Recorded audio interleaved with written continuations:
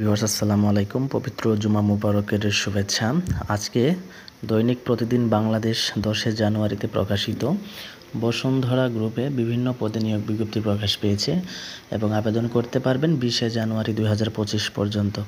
এখন এই নিয়োগ বিজ্ঞপ্তিটা সম্পর্কে বিস্তারিত আপনাদেরকে বলবো। ধৈর্য সহকারে অবশ্যই ভিডিওটি দেখবেন, ভিডিওতে একটা লাইক দিবেন আর চ্যানেলটিকে সাবস্ক্রাইব করে রাখবেন। এখানে দেখতে পাচ্ছেন বসুন্ধরা গ্রুপের সরাসরি কিন্তু ইন্টারভিউয়ের তারিখটা প্রকাশ পেয়েছে। এখানে দেখেন এক্সিকিউটিভ এবং সেলস অ্যান্ড মার্কেটিংয়ে আপনাদের একজনকে অনেকগুলো পদে নিয়োগ করা হবে। কতগুলো পদ সেটা কিন্তু এখানে বলে দেয়নি এবং এখানে এডুকেশনাল যে যোগ্যতাটা বলা হয়েছে অবশ্যই আপনাদেরকে MBA অথবা M.com ফ্রম এনি রেপুটেড ইউনিভার্সিটি অর্থাৎ যে কোনো বিশ্ববিদ্যালয় থেকে মাস্টার্স কমপ্লিট হলে অথবা অনার্স কমপ্লিট হলে এখানে আবেদন করতে পারবেন এবং এক্সপিরিয়েন্সের কথা বলা হয়েছে মিনিমাম 3 বছরের এক্সপিরিয়েন্স কিন্তু এখানে থাকতে হবে।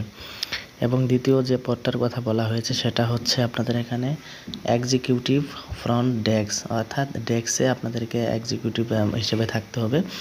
এখানে আপনাদের কাজগুলো কি এখানে দেওয়া রয়েছে। এখানে আপনাদেরকে বিভিন্ন ক্লায়েন্টদেরকে হ্যান্ডেল করতে হবে আপনাদের, এটাই হচ্ছে কাজ।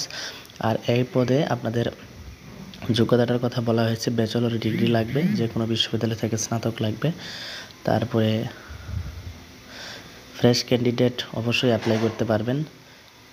আর only females are allowed to apply, এখানে শুধুমাত্র মহিলা ক্যান্ডিডেটরা আবেদন করতে পারবেন, কিন্তু যারা ফ্রেশার রয়েছেন তারাও আবেদন করতে পারবেন, শুধুমাত্র ফিমেল, এখানে বয়েজদের কোনো অপশন নেই। আর প্রথম পদটিতে আপনারা ছেলে অবশ্যই আবেদন করতে পারবেন, শুধুমাত্র ছেলেদের। সো এখানে কাজের ধরন হচ্ছে দেখেন ঢাকাতে এবং জবটা হচ্ছে ফুল টাইম এবং আপনাদের স্যালারি হচ্ছে বেতন হচ্ছে আলোচনা সাপেক্ষে।